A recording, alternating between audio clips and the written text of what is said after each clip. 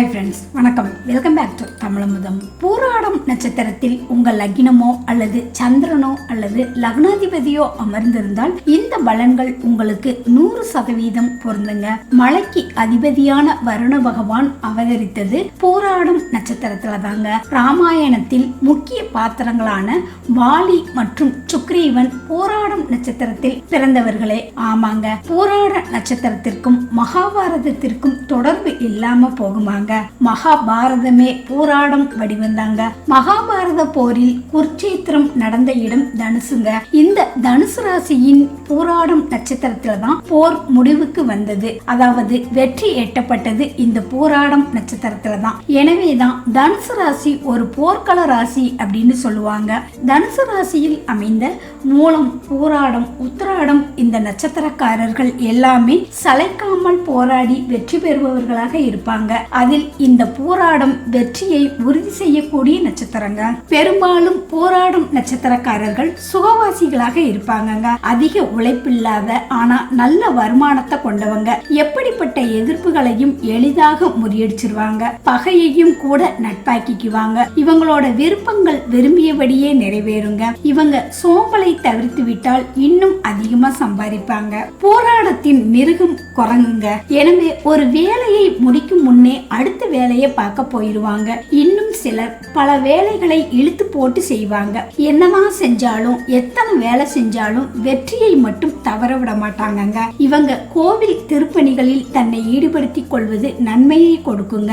வழிகாட்டியாக ஒரு குருவை ஏற்றுக்கொள்வதும் அவங்களோட ஆலோசனையை கேட்டு நடப்பதும் நல்லதுங்க.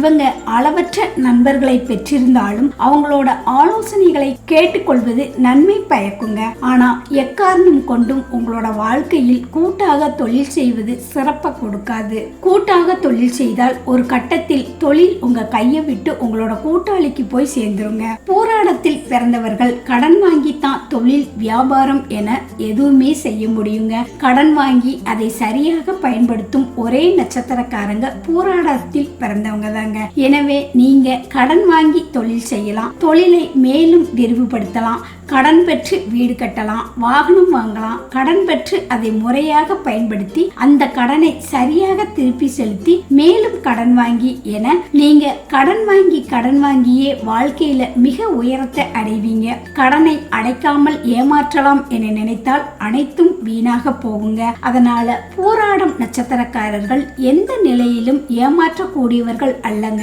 எனவே நீங்க தயங்காம கடன் பெறலாங்க. கடனால் உங்களுக்கு எந்த பிரச்சனையும் வராது, அவமானங்கள் ஏற்படாது. முடிஞ்ச வரைக்கும் வங்கி கடன் வாங்குவது நல்லதுங்க.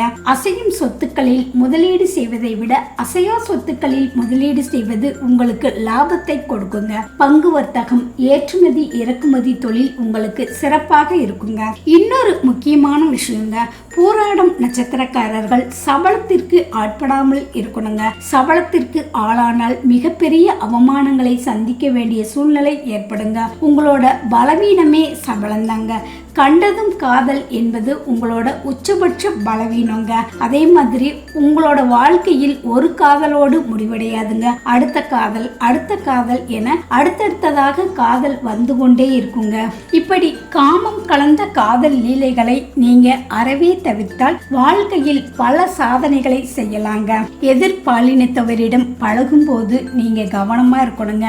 எனவே நீங்க உங்களோட காமத்தை கட்டுப்படுத்தணுங்க.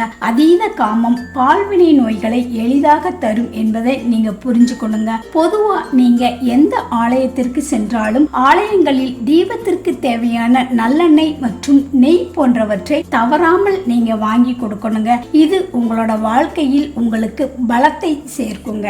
நீங்க போராடும் நட்சத்திரத்தில் பிறந்திருக்கிறீங்களா? அப்போ இந்த பலன்கள் உங்களுக்கு எந்த அளவுக்கு பொருந்தது அப்படின்னு மறக்காம கமெண்ட் பாக்ஸ்ல கமெண்ட் பண்ணுங்க.